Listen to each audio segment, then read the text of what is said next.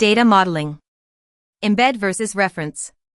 Get this wrong, and every query costs you more than it should. You query an order. The items are in a separate collection. So you fire another query. Then another for the customer address. 3 round trips. 3 times the latency. 3 times the cost. In a relational database, this is normal. In Cosmos DB, this is a design failure. The way you model your data here determines whether your app flies or bleeds money. Let's fix that.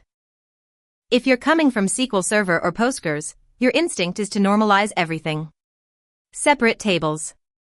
Foreign keys. Joins at query time.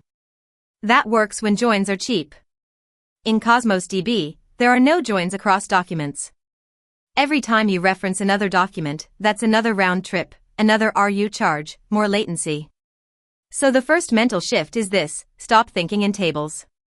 Start thinking in documents. Model your data around how you read it, not how you store it. By the way, if you're new here, I'm Priya. I work on back-end systems, and I break down concepts like this in a practical way. So, embedding.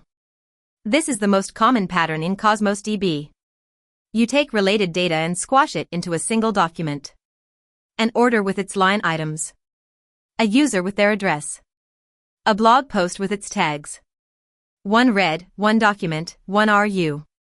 You embed when the data has a one-to-one or one-to-few relationship, when the related data is always read together, and when the child data doesn't change independently of the parent. Now, sometimes embedding doesn't work.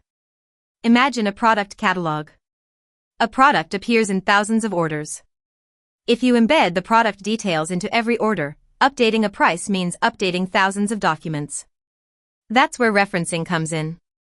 You keep the product as its own document and store just the product ID inside the order. 2 reads instead of 1, yes. But updates happen in one place. Reference when entities have independent life cycles. When the same data is shared across many documents. When the related data changes frequently. Here's where most people get it wrong. A publisher document with an ever-growing books array. Every new book gets pushed into the same document. It works fine with 10 books. It gets slow at 1,000. At some point you hit the 2 megabyte document size limit, and writes just fail. This is the unbounded array anti-pattern. The rule is simple. If an array can grow without limit, don't embed it. Reference it instead. Use the parent ID as the partition key in a child collection. Let's walk through a real example. An e-commerce order. The relational way, 5 tables. Orders, order items, products, customers, addresses. 5 joins for 1 order page. The Cosmos DB way, 1 document. The order embeds its line items and the shipping address. Why? Because when you load the order page, you need all of this together. 1 read. 1 RU. The product reference stays as just an ID, because products change independently. The customer info you need for this order gets snapshot at order time. This is called denormalization. You accept some data duplication in exchange for read performance. Now the catch with denormalization. If a customer updates their name, the old name is frozen in past orders. Sometimes that's fine. Sometimes it's not. For cases where you need copies to stay in sync, Cosmos DB has change feed. Every write to a container fires an event. You can listen to that event and automatically update denormalized copies in other containers. Think of it as a background sync pipeline. We'll cover change feed in depth in a later video, but know this, it's the answer to, how do I keep duplicated data consistent? So how do you decide? Here's the framework. Ask 3 questions. First, is this data always read together? If yes, embed. Second, can this data grow without limit? If yes, reference. Third, does this data change independently? If yes, reference. When in doubt, start with embedding. It's cheaper and faster for reads. You can always refactor to references later, but going the other way, from references to embedding, is much harder.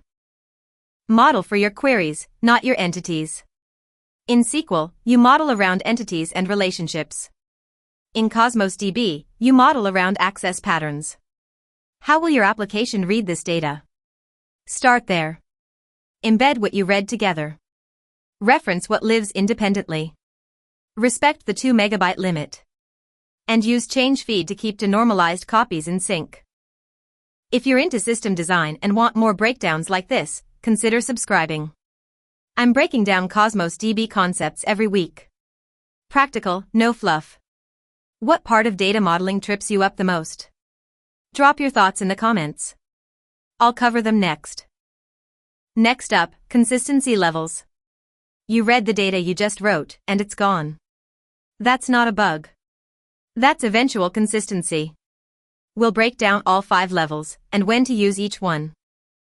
Thanks for watching.